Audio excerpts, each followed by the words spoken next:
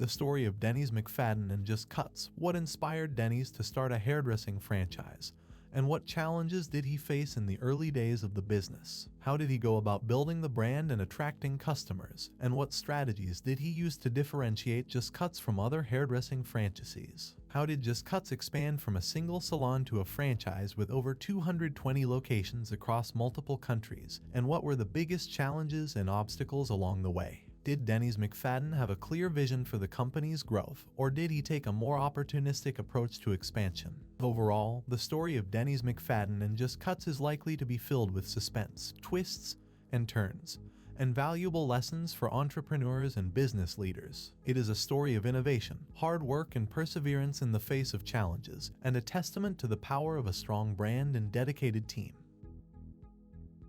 In 2007, Denny's McFadden thought he was in trouble. The bank had called. His presence was required in the city. It sounded bad, but this was the Denny's McFadden, founder of the Just Cuts hairdressing franchise. Whatever the problem, he would answer the bank's summons with shoulders squared, chin up, and hair gelled. Something was a little odd, though. The meeting would not be in the bank manager's office. Instead, he was to present himself just after midday at Times on the Park, an upmarket steakhouse in Sydney's Sheraton Hotel. When McFadden arrived, he found two other bank clients already there. I realized I was sitting around the table with some very wealthy individuals, and it dawned on me that I must now be classified in the same way, he says. Far from being in trouble, Denny's McFadden had arrived. He had attained the level of affluence at which bank managers cast off their polite indifference and adopt a solicitude bordering on the obsequious. 2 months after he was born, McFadden's father died. About the next 10 years, he says very little. His formative years, as far as he's concerned, didn't begin until he was 11, when his mother married a Qantas pilot. I benefited from a wonderful life from then on, he says. Most of his youth was spent in the United Kingdom, and he began working in London as a hairdresser, later opening his own salon in Marble Arch, at the top of Oxford Street. It was the swinging 60s, and we were doing Lady So-and-so and also doing the Nanas, so it was a real mix of people, he says. Clipping the locks of English aristocrats kept McFadden in London for 10 years. During that time, he married an Englishwoman who already had 2 daughters. They had 2 sons together, and in the late 1970s, the family came to Australia after deciding it was a better place for the children to grow up.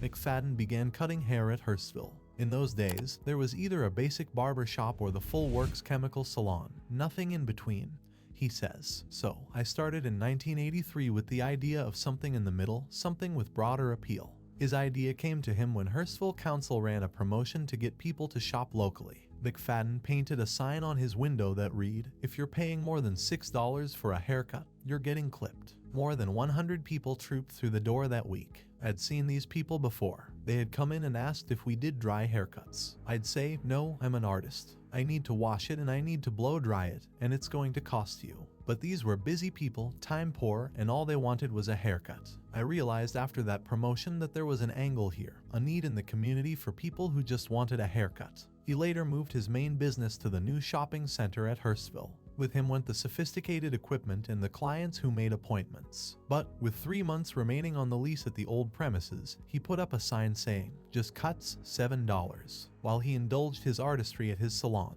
he didn't abandon his cost-effective cutters down the road. He devised little scripts for them to deliver so they could glean information from the people responding to the $7 enticement. McFadden wanted to know about these customers. Who were the people who didn't care that much about their hair? And why were there so many of them? At this point in the late 1980s, he still saw his full-service salon as his core business. But McFadden would soon down tools forever. He looked at franchising and went as far as meeting people who were in the business, but he wanted a simpler business model. His first franchise was a young hairdresser who worked for him.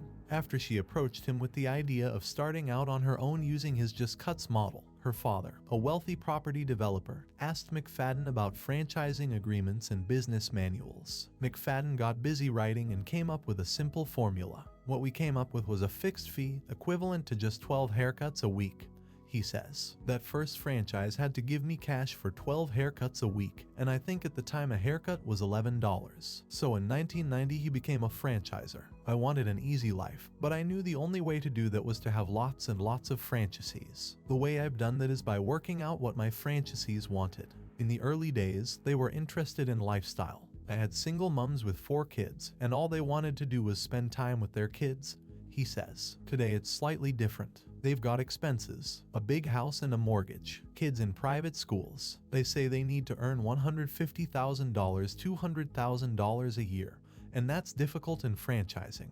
We can't guarantee something. They could come back in a few years' time and sue us. It's making it more difficult. So, with the economic downturn, McFadden decided to make some changes. While everybody was hunkering down, we got Sochai and Sochai on board for a rebranding exercise. Like Woolworths, it is a British multinational communications and advertising agency network with 114 offices in 76 countries and over 6,500 staff. It was founded in 1970 and is currently headquartered in London, a creative company making the most influential ideas in modern Britain. We wanted a new image to ensure we're looking fresh when the recovery kicks in. The business he's in may be a perennial, but he can't afford to be complacent. The good thing is that hair grows in good times and bad, but it's become more competitive. We are in a number of shopping centers, and shoppers have dropped off, so our business has suffered a little in some locations. We've had to move a little up market and compete not so much on price but on service. It's crucial that we stay fresh and relevant for the next 10 years. Meanwhile, the company was still about 10% up in the 2008-09 financial year. McFadden is closing 2 salons, which he says were not performing very well anyway. But he'll be opening 3 others in different locations, all with the new logo and store design.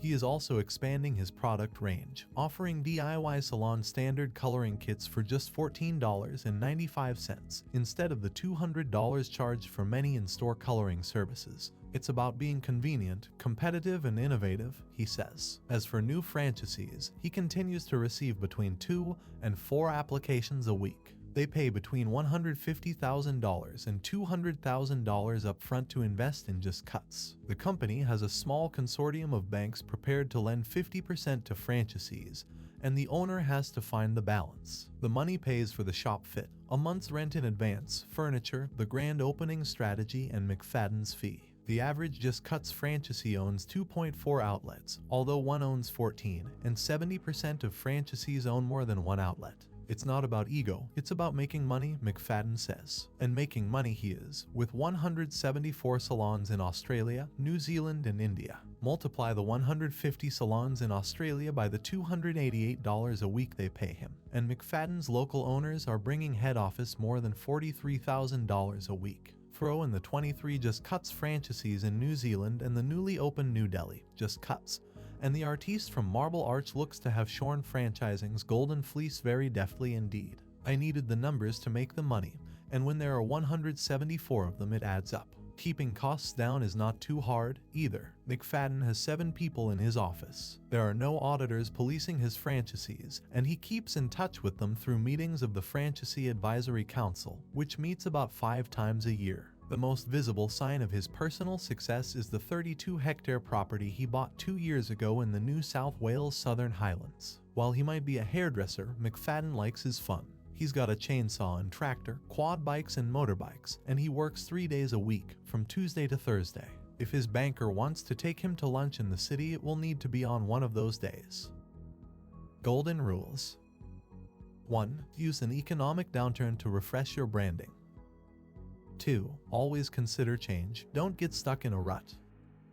3. Do your homework. 4. Think about your business in a global sense. 5. Be passionate and think big. 6. Give your clients what they want, and they'll give you what you want.